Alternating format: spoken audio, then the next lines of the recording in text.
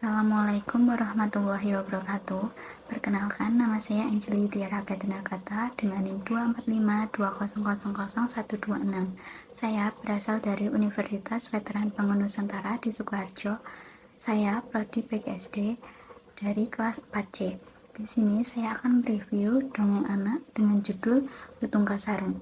Pasti kalian udah gak asing kan sama cerita yang berjudul Lutung Kasarung.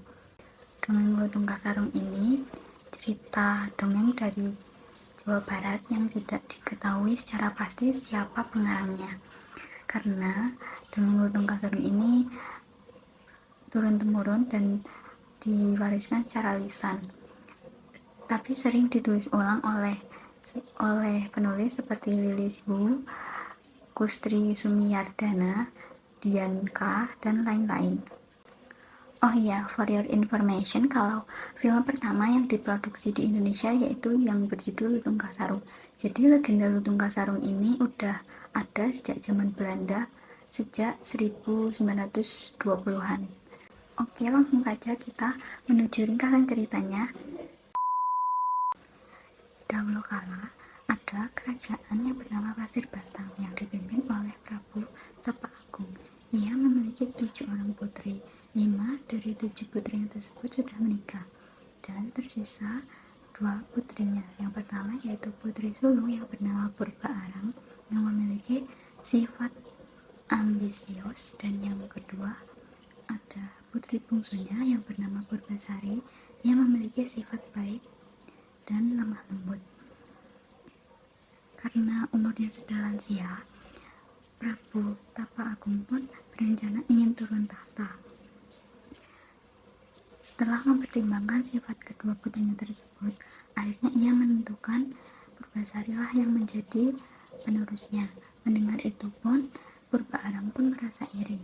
Ia pun mendatangi tunangannya, dan ia pun kemudian mendatangi penyihir jahat yang mempunyai ilmu hitam. Kemudian penyihir itu pun mengirimkan kutukan kepada Purbasari.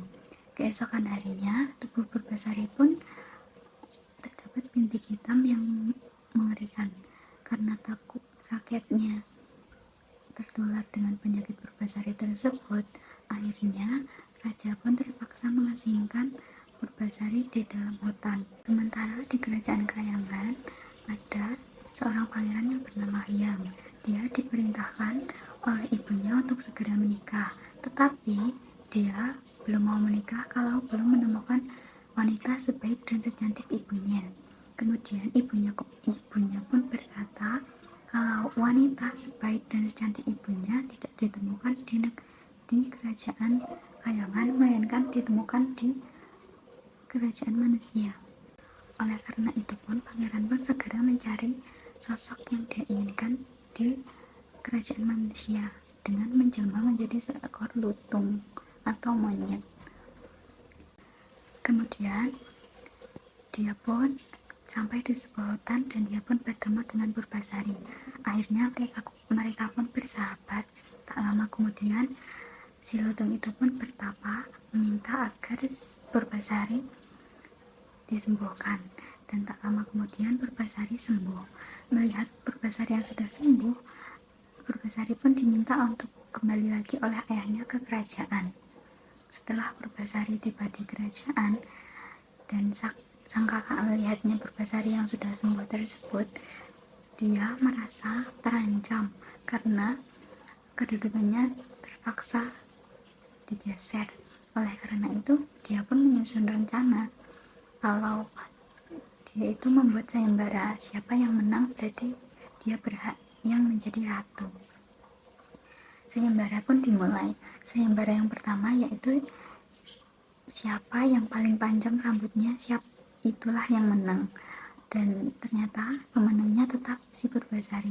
Dan sayembara yang kedua yaitu siapa yang pasangannya paling ganteng dan tampan, dia pun pemenangnya.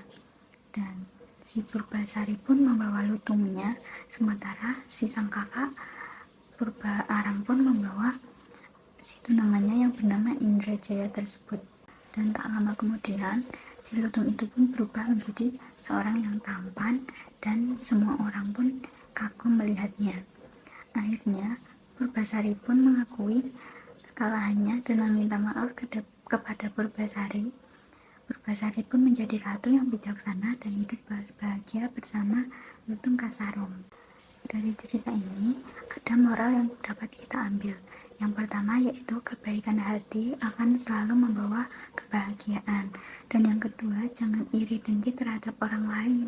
Dan yang ketiga, kesabaran dan ketulusan akan mendapatkan balasan yang baik.